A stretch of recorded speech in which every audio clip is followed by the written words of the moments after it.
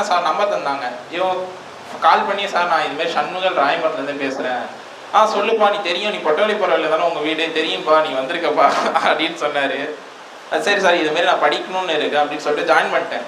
அப்போ online class தான் போவோம். இவர்கிட்ட அடிக்கடி கொஸ்டின் கேட்டுகிட்டே இருப்பேன். மணி சார் பீரியட்னா என்ன பண்ண, மியூட் பண்ணிட்டு தூங்கன்னா தூங்கிடுவேன்.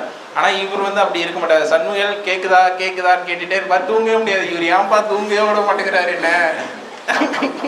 ஏன்னா எனக்கு அங்கே காலேஜில் ஆன்லைன் கிளாஸ் போயிட்டு இருந்துச்சு.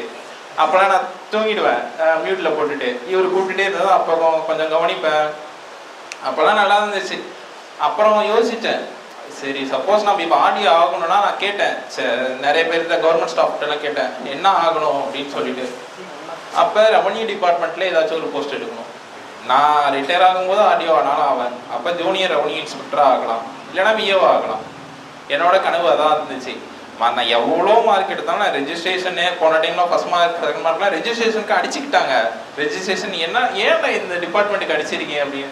எனக்கு நான் இதில் தான் போகணும் அப்படின்னு ஆசை, எனக்கு ரெவன்யூவில் தான் போகணும்னு ஆசை. சரி ஓகே நம்ம படிப்போம்னு சொல்லிட்டு படிச்சுட்டே இருந்தேன். அப்படியே போச்சு. செப்டம்பர் வந்துச்சு, அகாடமி வந்தேன் நேரில். அந்த 3வது ரோவில் தான் எனக்கு இடம் விட்டாங்க. இந்த கேங்ஸ், இந்த சீனியர்லாம் இருப்பாங்க இல்லையா, பார்த்தா டெரராக இருப்பாங்க. அவங்கள்ட்ட பேசவே முடியாது. நான் தான் உட்காருவேன். இடம் விட்டுருவாங்க ஃபர்ஸ்ட் ரோவில் வந்து. இதுக்கு நீங்களாம் இங்கே உட்காரக்கூடாது, நீங்களாம் பின்னாடி போய் உட்கார மாதிரி அங்கே நாங்கள் உட்காந்துருப்போம், பாவமாக உட்காந்துருப்போம். ஆனால் இவங்க வந்து எங்களை பார்த்து சொல்கிறாங்க நாங்கள் தான் டெரராக இருந்தோம். இவங்க மட்டும் அமைதியாக இருப்பாங்க, நாங்கள் கொஸ்டின்ஸ் கேட்டுக்கிட்டே இருப்போம். பயமாக இருக்கும் இந்த 2 ரோவில். இவரெல்லாம் பார்க்கும். ஃபஸ்ட்டு கால் பண்ணி இது மாதிரி கேட்கும்போது ஒழுங்காக ரெஸ்பான்ஸ் பண்ணவே இல்லை. எனக்கு அதுலேருந்து இவரை பிடிக்காம போயிடுச்சு. ஏன் இவங்க இப்படி இருக்காங்க, ஓ சீனியர்னா இவ்வளோ கெத்தாக இருக்கணும் என்ன அவசியம் இருக்கா அப்படின்னு தோணுச்சு எனக்கு. அப்புறம் போச்சு, காலங்கள் கடந்துச்சு. எனக்கு ஒரு நல்ல ஒரு ஃப்ரெண்ட் சர்க்கிள் அமைஞ்சிச்சு அந்த ரோல. நானே, சக்திவேல்னு ஒருத்தவர், திருநாவுக்கரசு, அவன் இப்போ போலீஸாக இருக்கான்.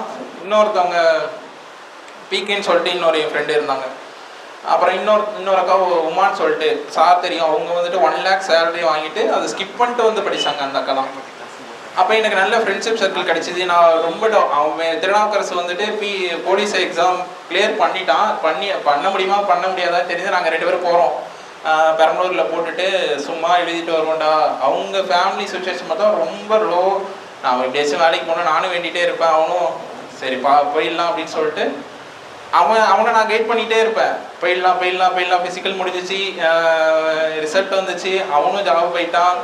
அப்பாடா உனக்கு ஒரு ஜாப் கிடச்சிச்சா, இதுக்கு மேலே நானும் பார்க்குறேன்டா அப்படின்னு சொல்லிட்டு நான் இப்போ ஃபஸ்ட்டு குரூப் 4 எழுதும் போது நான் எவ்வளோ மார்க் எடுத்தேன்னா 160 எடுத்திருந்தேன் ஃபஸ்ட் அட்டம்ப்ட்டு.